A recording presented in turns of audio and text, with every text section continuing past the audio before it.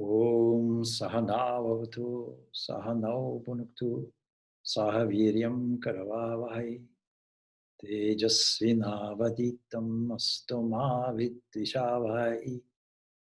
Om Shanti Shanti Shanti. May that one protect us both. May that one nourish us both. May we work together with great vigor and energy.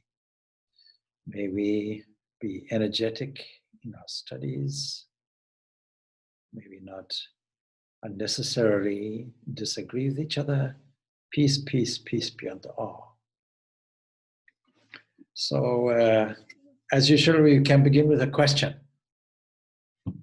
When Arjuna asked Krishna for that he wanted to be a disciple, Krishna continued to call him friend and all the other things like you are a great warrior and everything, but he never called him disciple. And only at the end of the 17th chapter that we see that he gave something like a mantra, this Om Tat Sat that you covered in the last Tuesday talk. So was that the mantra that Krishna gave Arjun, or is this just a wrong way of looking at this? Yeah, it's the wrong way. Okay. Next question. So did Krishna really accept Arjuna as a disciple or not? You see, so I'll say something that I've said many times before. Supposing I go to a holy place, let's say India, and I go and visit, let's say, 12 temples, one after the other. I do it over a period of about 6 months. So I'm away from here for 6 months. In each one, I have a feeling and a vision of the Lord of the universe in different forms. Because we know that this Lord who made 100,000 forms everywhere, billions and billions of forms as a universe. We don't make any separation between the universe that we have and this Lord, what we might call Purusha. This Purusha is a person, one person. The whole universe is his body. You can put it male or female, as you want. So, specifically, my attention is drawn to the inner divinity with a temple representing a human body.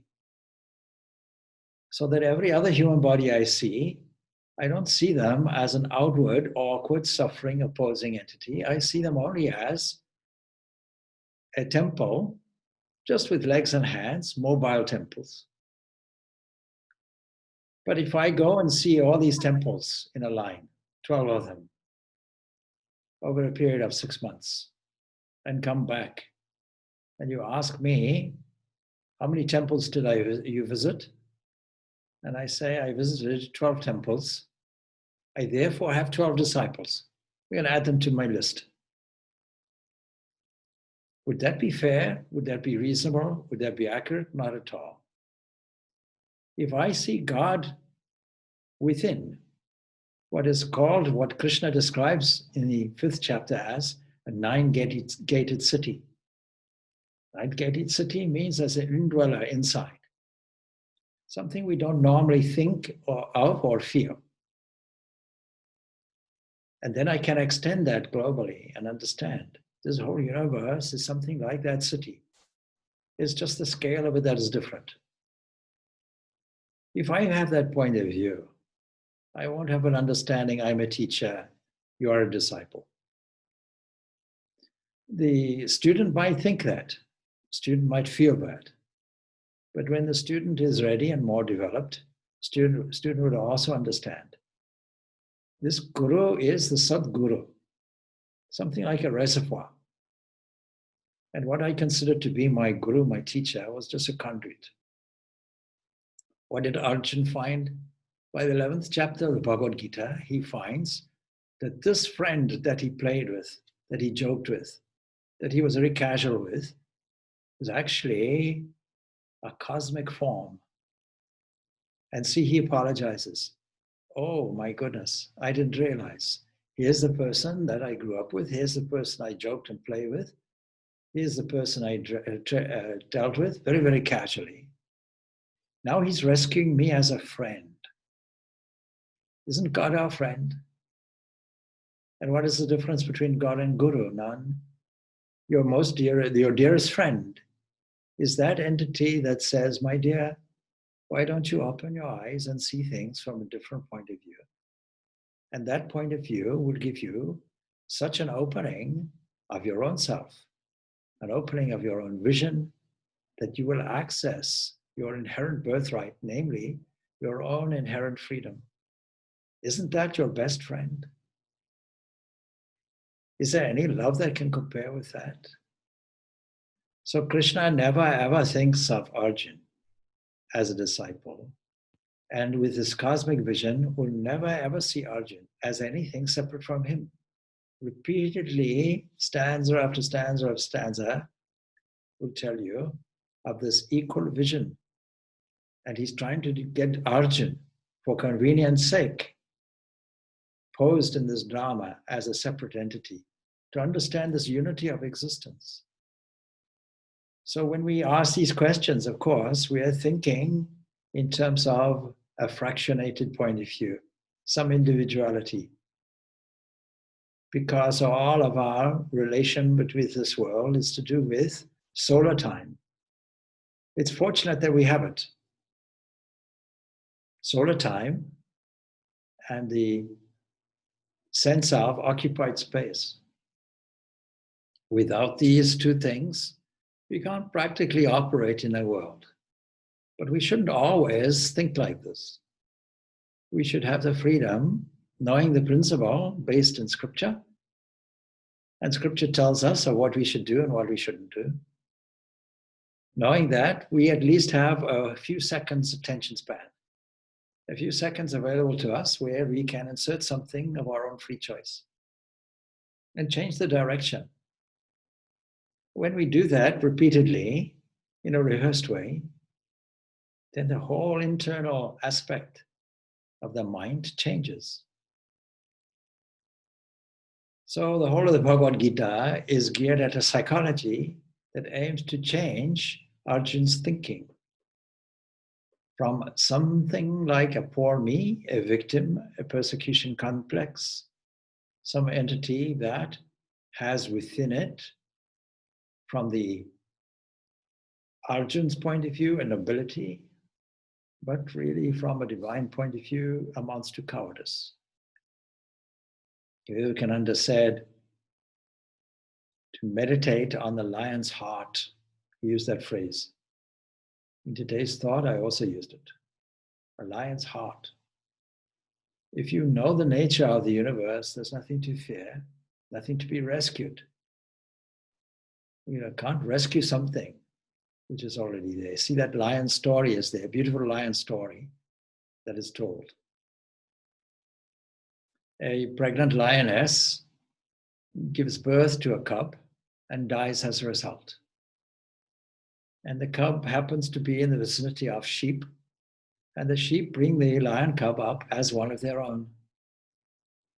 Now, sheep have a bad reputation in every culture. The reputation is, let me just follow whoever or whatever. So meek and mild, like a sheep, grows up bleating, eating vegetarian food, thinking completely, I am a sheep. That's my self-identity. Not understanding its nature as a lion. Its inner nature, lion. Outer nature, sheep. And then another lion comes, very hungry, stalking the herd of sheep, and sees this peculiarity. A lion that is almost fully grown, some matching figure to himself. And such a strange thing he sees. He decides, let me get this lion that could be a companion of mine to understand the true nature. And cornering this lion that thinks they're a sheep, that's quivering in fear, having been told by other sheep, be careful. There's another thing that wants to hunt. We call this lion. For you, you're bleating sheep. It has a characteristic, it roars. It's not a vegetarian. It delights in eating meat, and we are it. From the lion's point of view, looks at us, lion thinks of a meal, mutton. And from our point of view, being vegetarian and mild-mannered, we see this lion as a great danger. And we'll just run off and scatter. But the inner lion heart remains, of course. You are a lion, like me, says the visiting lion. No, says the sheep lion, that cannot be. And the sheep lion, of course, is bleating it out. Don't ask how they understand each other's language. It's only a story. Then in desperation, the lion drags the sheep lion off to the water. Look, forces him to look. Look inside. Even then, the lion still doesn't recognize its own lion nature. It sees there the reflection of this lion. It sees its own reflection. Even then, it still doesn't occur to it. You're made in the image and likeness of a lion. Don't you know it? Eventually forces the meat down his throat, and as the blood reaches it, lion nature comes out and roars. And the realization dawns. I am a lion. And immediately courage returns. The meek nature is gone. The fearless lion comes out. So this is our own nature. The whole of the Bhagavad Gita is designed to teach Arjuna, and therefore all of us, about our own inner lion nature, our permanent nature. Our permanent nature is described as a Purusha, a self. So we have to understand this and acknowledge it, and there are many scriptural passages elsewhere that will support this. So then how to train the mind to understand this is a good question. What we'll have to do is take cognizance. If we're talking about the Bhagavad Gita, then we have to take the 6th chapter as a starting point. And we understand that the lion nature is expressed in these terms. You can lift yourself up, raise yourself up by yourself, or you can leave it and lower yourself by yourself. Your own best friend, your own worst enemy. But what does all this mean? What do we mean by raising up the self? You see, there is within us an internal instrument. Usually we call it antarkarana. How do we know anything from outside? Any object from outside, we have to have some sensory apparatus to pick it up. So things can be classified as outside and inside. The outside objects are received through eyes, ears, and so on. The inside objects are much more subtle. There are inner desires, inner feelings, inner thoughts that occur. Music can occur, poetry can occur. A feeling of being treated unfairly. Anger arises, fear arises, joy arises, love arises. All of these are internal things to be observed and attended to. But this antakarana, this internal apparatus, has within it the capacity to look at the outside and the inside, classified for our convenience. And this is operated within solar time. It requires some other thing. The instrument being there, the object being there, the capacity to know being there, all these things standing by, we should get all the knowledge in one go. But is it like that? No, it's not like that at all. If I want to write a letter, a keyboard being there, the thoughts in my mind being there, pressing all the letters in one go won't do it. Fortunately, we can avoid this confusion. How many songs does a person know? A singer can maybe know 100 songs. Can you ask her, okay, please sing them all in one go? Can't do it. Not even one note. or all the notes can be sung. You have to do it note by note. If you want to write something, you have to do it word by word, letter by letter.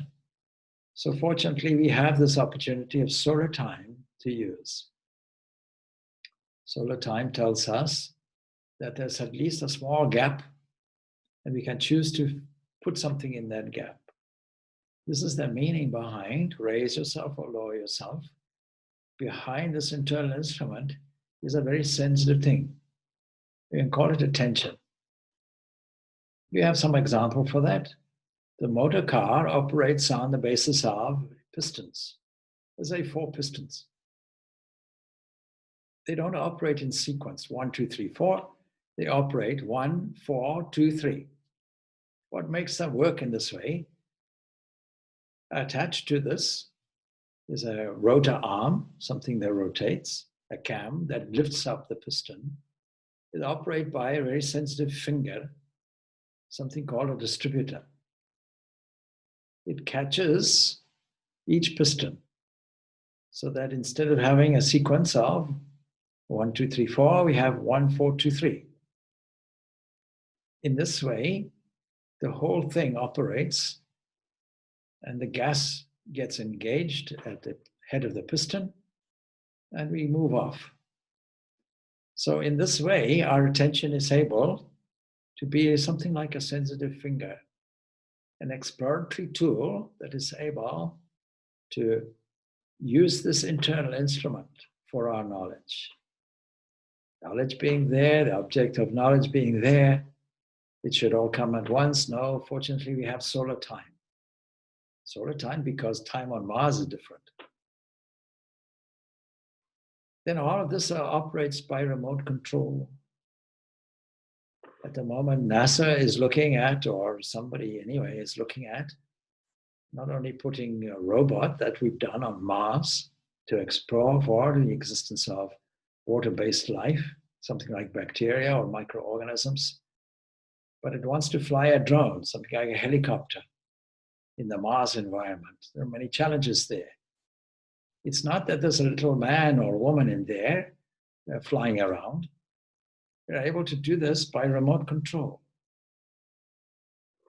Seeing things working by remote control, we can understand more about the inner existence of some ruling factor. Otherwise, we would say we don't normally think of something that we don't know of or can't see as being inside us. We take some example. We say, I'm sitting here in a room. You're sitting probably in a room. A chair is there. And you can see the walls are there. Pictures might be there. So it's very clear. All these are clues. I'm sitting in a room, not outside in the wind or the rain or the sun. Fortunately, if it's fortunate, it's the sun. But if we are told there is this entity within us, in a city of 9 gates, how is it we don't get the experience of it? We can think that things operate somehow like remote control. Not being aware of its existence, except through a process of introspection, reflection, and inner discovery that we get in meditation. And making that habitual so that we always are aware of it. The other thing is to understand the principle of it, of a remote control thing. So if I'm sitting here and other people are here, knowing that the Swami has a great liking for tea, something comes by itself.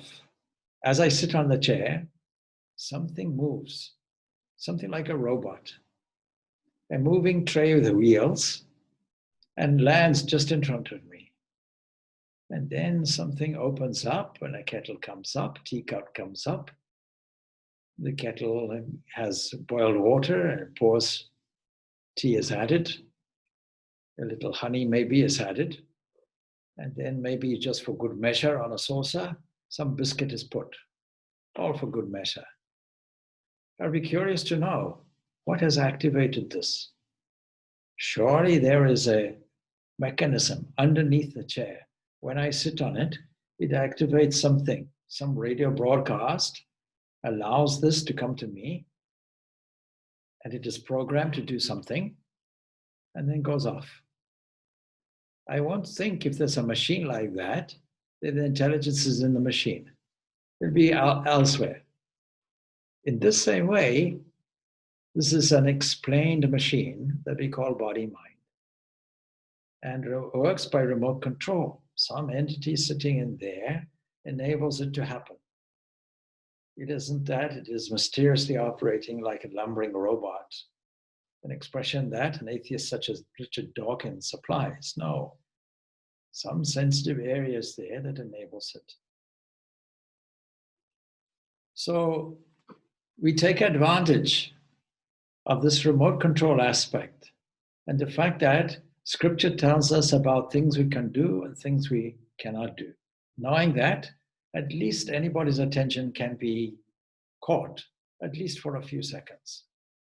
A few seconds is okay, but how to cultivate it for a few minutes or a few hours or 6 hours at a time or a day or a year or a lifetime, that's a little difficult. So we have to switch our understanding a little bit. That is why a huge text such as the Bhagavad Gita is necessary in order to persuade Arjuna.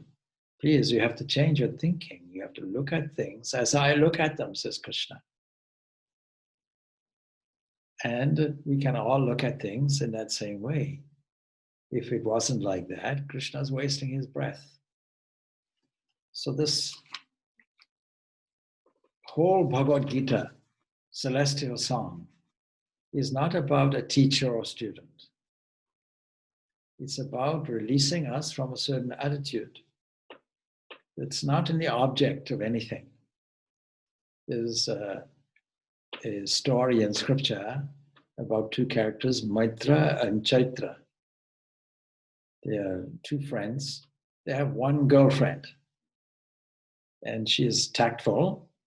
She knows they both like her. And so she keeps both of them at a kind of a distance. Well, both are friends together. They like to meet her, and they like to meet her together. And one on each side, they can walk along in a threesome. They revel along in each other's company. Both are happy to be with her. But then she selects one of them to be her husband. If the source of their happiness was in the object of their amorous inclinations, namely the woman itself, then the other person who wasn't getting married should be very happy. I can still be friends, still enjoy the company, and not be in a position to be responsible for a person's maintenance. But unfortunately, it's not like that. It's not in the object. It's on the inside that we are happy or unhappy. So unusually, the deprived person gets miserable. It shouldn't be like that, but that's the usual thing. And so, and the very thought of that woman or the lucky man will create some kind of jealousy, or some kind of anger, some kind of hatred. It'll want to work against the person or the people that formerly were his friends. So this impetuous force of an emotion, like desire, when blocked, is turned into tremendous anger. And so how to control these inner urges is the practical part of this Srimad Bhagavad Gita. You can use something like a medical technique, if you like, that such as Buddha used, with 4 simple principles. Life is painful. What is the cause of it? It's driven by these vasanas or desires. So what to do about it? How will you get relief from it? You'll get relief from it by doing away with the desires. How do you do that?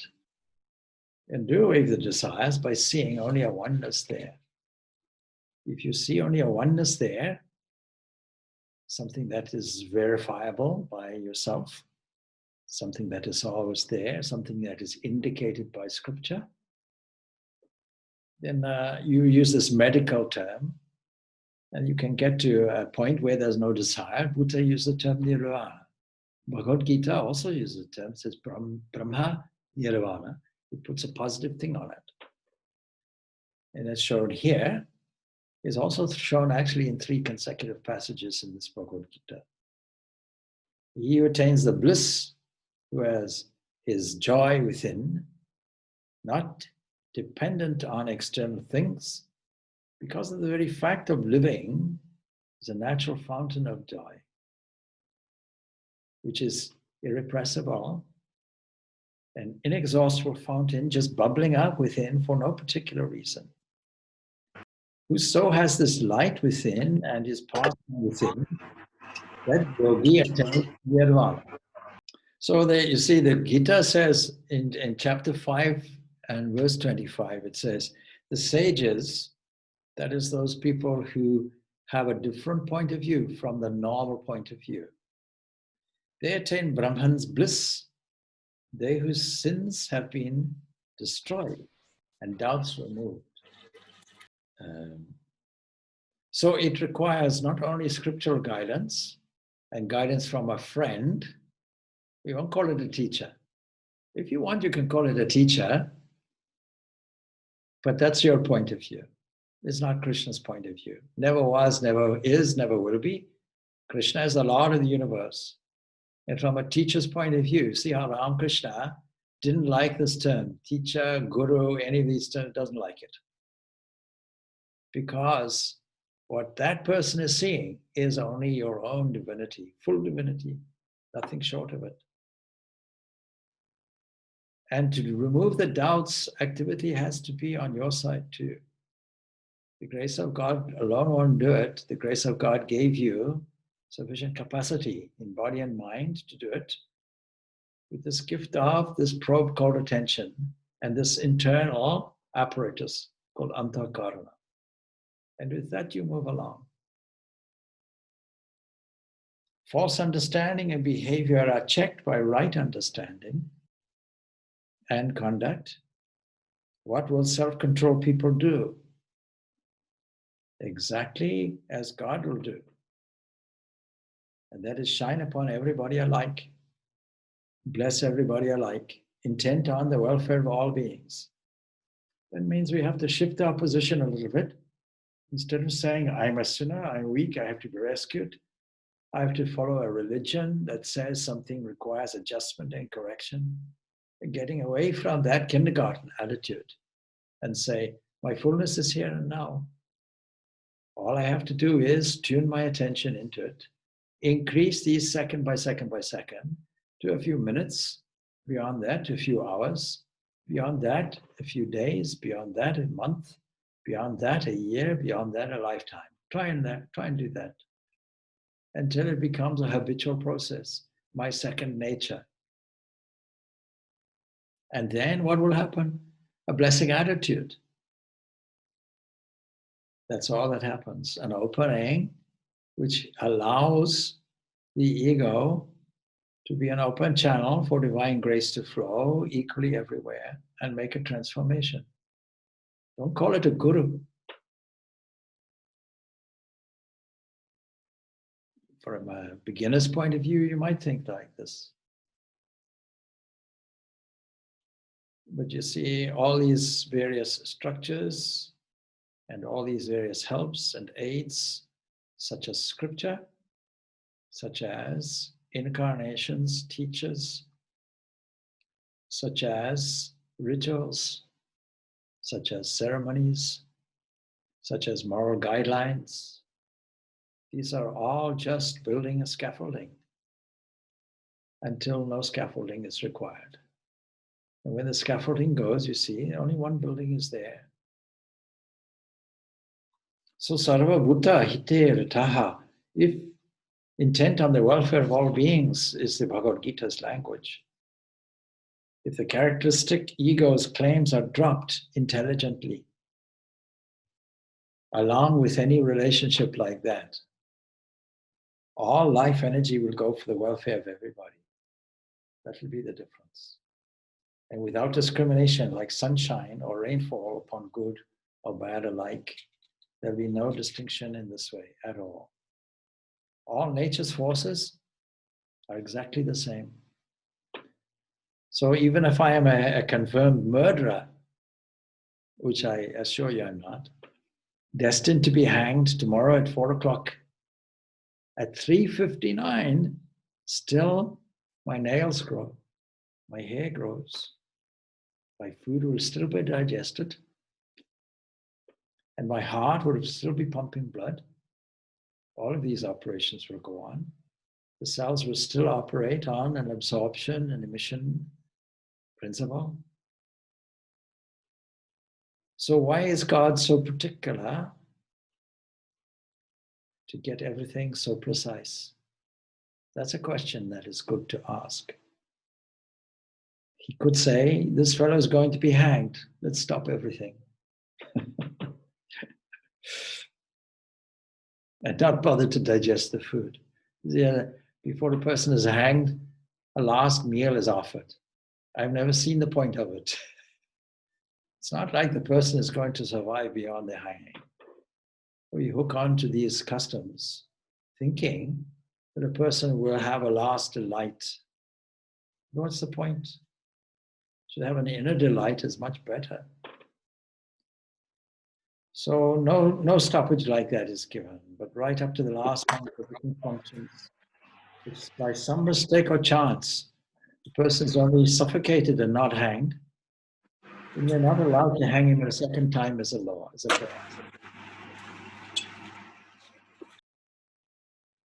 Okay.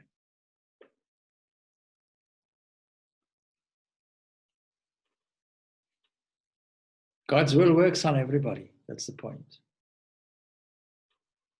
Nature doesn't make any distinction. God's will works on everybody equally. Even if social rules condemn a man and say, we took you to the court, now we have to hang you. God's rules are different. Doesn't condemn anybody because he's pure love alone. To the devotees who are free from desire and anger, that's the passage put. See how the stress is put? Desire, when blocked, turns into anger and jealousy. So there's a passage from, continuing from 5:25 to 26. So those who have controlled their thought, who have known the self, that is same as God. Brahman's bliss exists everywhere. Whichever way we turn, God alone is there. And that's the last of these three stanzas in chapter 5, 24, 25, 26. That's term I'm highlighting because it contains this Brahman Nirvana. Brahman's bliss. This is repeated, by the way. So now reference to this is also there in the Upanishads. I mentioned that. And that in this very life itself, we can find, and this happens in many places, you can say Mundaka Upanishad, for example, second section or second chapter, first section, you can find it in 10th stanza. It starts with a beautiful passage. Purusha alone is all this. I'm pausing because you can look around. Whatever you call this Purusha, this person, this cosmic person, this entity that scripture also calls Brahman. That on the individual, we make a distinction called Purusha. But on a cosmic level, it's also Purusha. That is the whole universe, is this Purusha. The Purusha alone is all this universe comprising, and it goes on to mention karma, all action itself. Then all efforts to control this nature, what we call knowledge. The Purusha evidam vishwam karma tapo. Tapas, all austerity driven toward it. Any activity that takes place is this Purusha.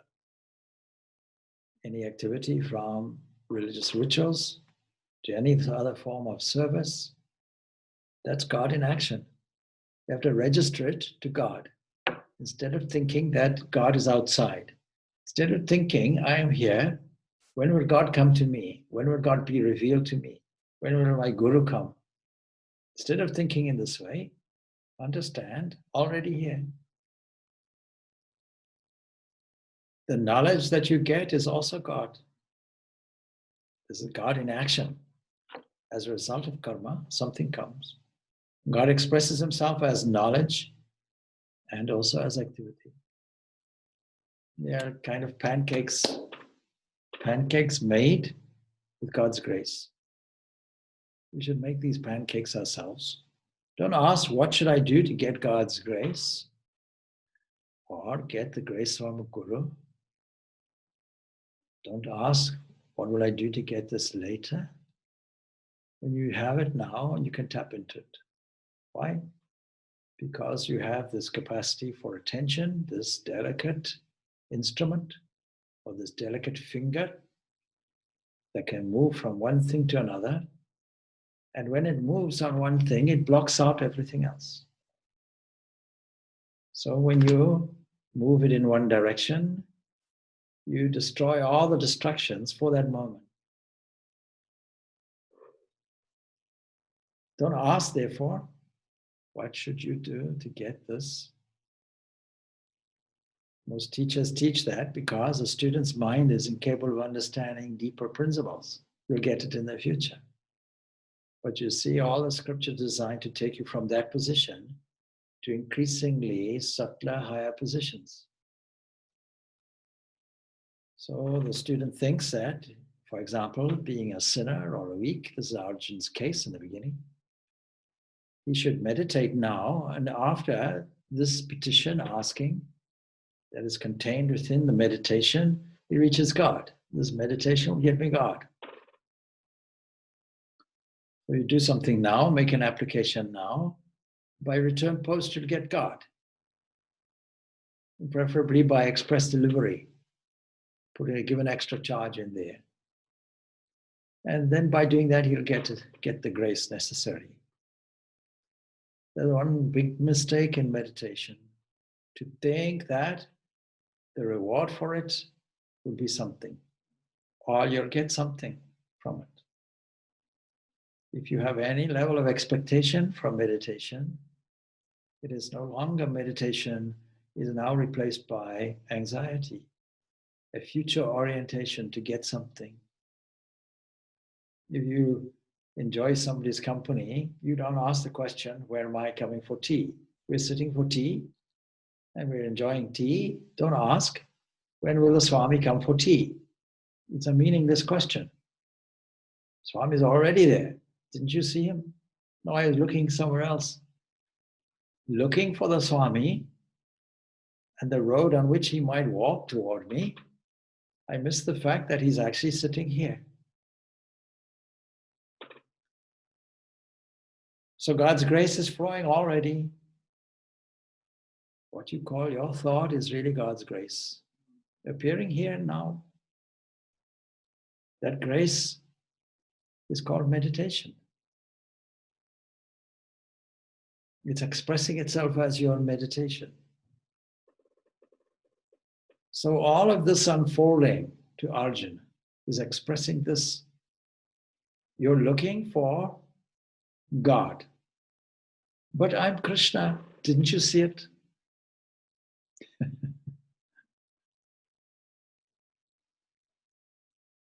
When will Krishna reveal himself as my teacher? By the 11th chapter, all that question has gone.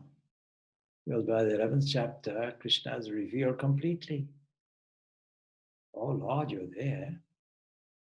And it doesn't end there, it goes on for another 7 chapters. Yeah. We have time for one last question before we leave it. Swami, when you use a statement which states that anything that does not bring strength onto you or onto others is immoral.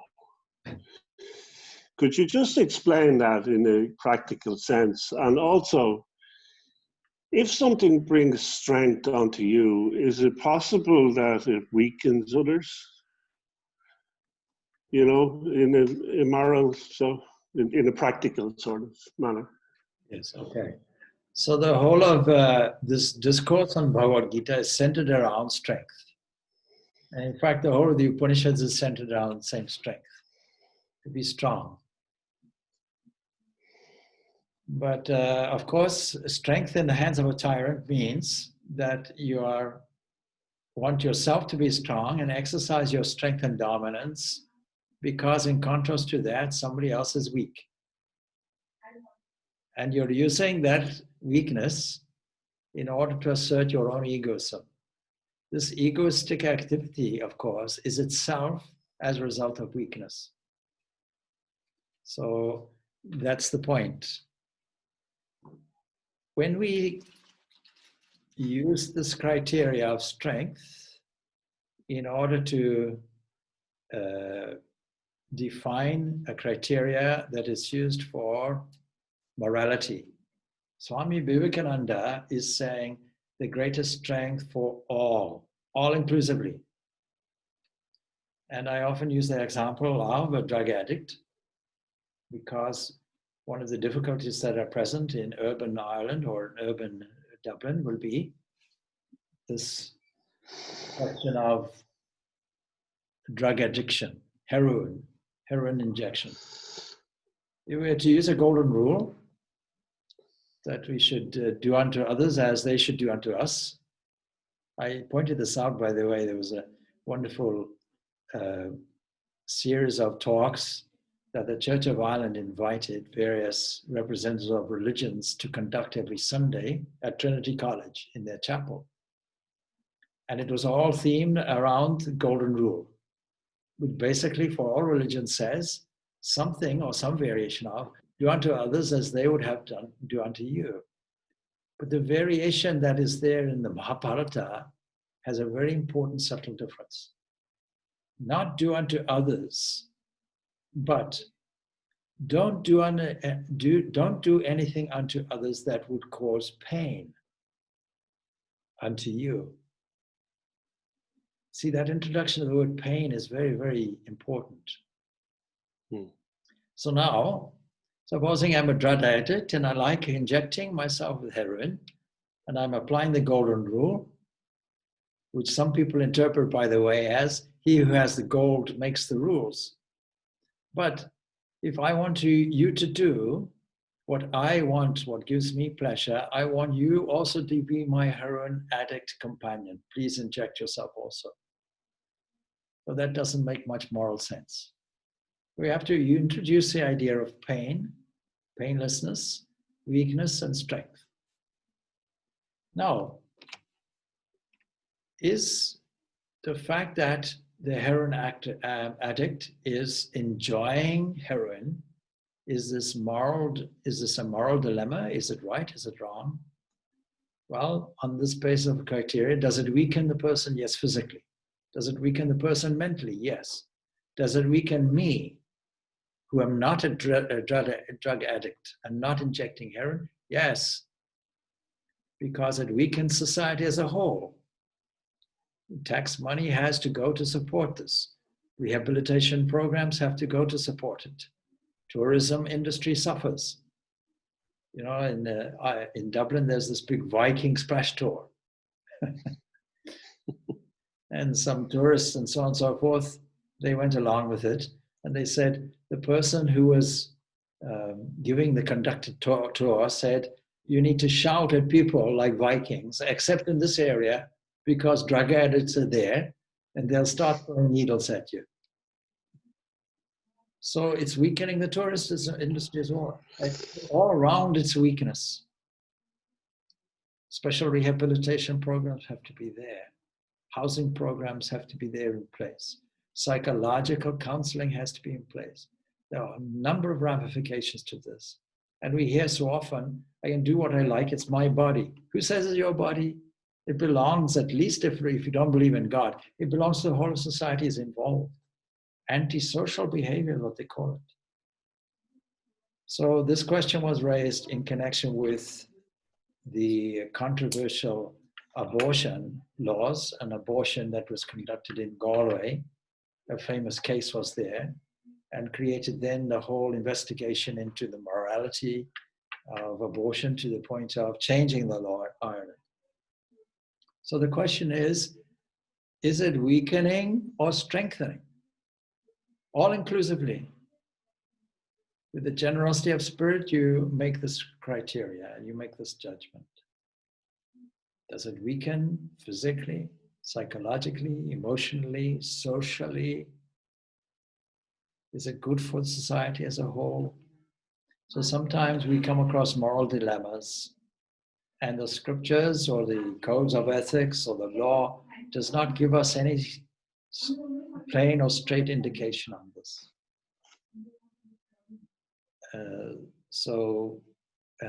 This is a very good criteria. What is strengthening overall, all-inclusively, is the highest moral position. What is weakening, all-inclusively, is the lowest moral position. And what is ethically the highest position would be that position that has the most ethical position, would have that which has the least egoism in it, self-interest in it. And the highest ethical position is that, and the lowest ethical position will have the maximum insertion of self-interest and selfishness in it.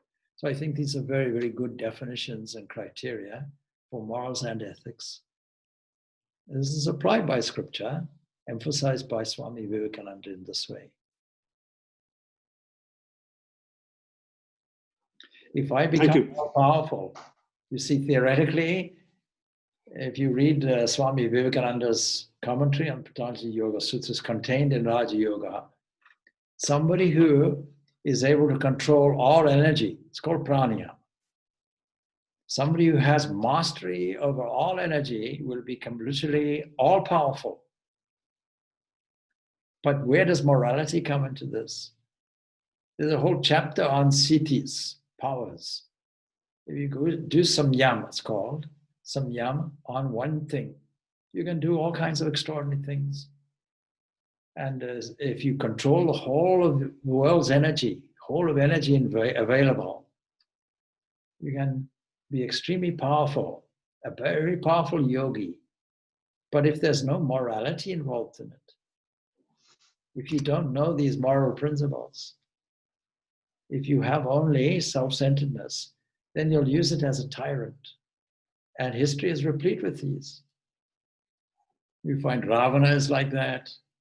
Hitler may be, things like that. You see, even today, there's no shortage of people who have this self-interest and who have maximum power. Even a nation has it. Forget about an individual. The United States of America is said to be the world's superpower. But what does it mean? Economically, I wouldn't think so now. But certainly from a military point of view, that means if it desires to exercise for its own use its power against a weaker country, it can do it and make some kind of moral excuse for it afterwards. So history is replete with this. There's a very interesting book called The Thistle and the Drone, that is a book written by a Dr. Ahmed Akbar, a Muslim person, stationed and living in Washington, D.C. Very comprehensive and beautiful book, but it's to do with the thistle represents tribalism. It comes back to the Scottish tribes. And then the drone is this warfare that is conducted at a distance. For example, in Afghanistan, where the tribes people there have no understanding of international affairs or politics. And the only thing they know is that from above, some attack is being there, and women, men, children are dying. They're not involved in international economics and politics. They're involved in a triangle of events which doesn't take into account this definition of morality to do with strength and weakness. Preying on the weak is not a moral thing, is morally reprehensible from a position of strength. So that is not what is meant. Strength means inner strength, inner moral courage, the ability to see the same all, this equanimity of vision. And with this assertion, only this single entity exists. Fearlessness is the goal of all spiritual life. And it is only mentioned in the context of Vedanta. No other religion or spiritual guidance will give you this value. In fact, quite contrary to that, many religions will tend to emphasize the weakness. You are a sinner, you are told. Repeatedly, you're told this, bringing you down. You're in a defective position. You need to supplement it from the outside. You need to use religion to beg.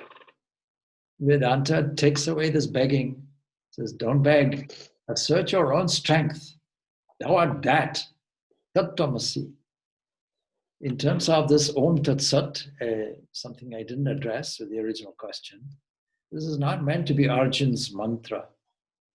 This is all our mantra contained in the Vedas. And its meaning is very clear and explained comprehensively in the 17th chapter of Bhagavad Gita.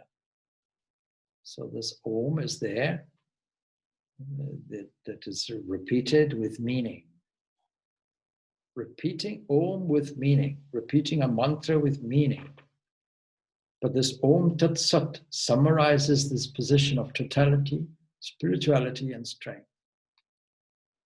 And so to contemplate on its meaning is there available for everyone. Otherwise, it wouldn't have been inserted, by the way, in the Bhagavad Gita.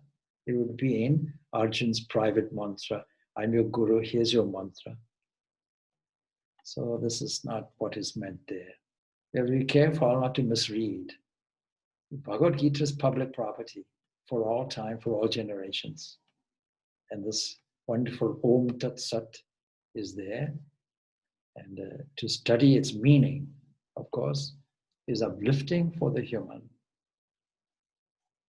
because it summarizes the philosophy and the practice also. Tat, as opposed to this, that, is a neutral term. This neutral term with no gender, but applied as an it, is the fact. This transcendent entity and immanent entity contained in the sound symbol Om is highlighted in its transcendent aspect as Tat. And it is existence itself, Sat. Understanding this, you'll understand the whole of the philosophy. That's the meaning of it. Hari Om Tat Sat, Om Shanti, Shanti, Shanti. Peace, peace, peace be unto all.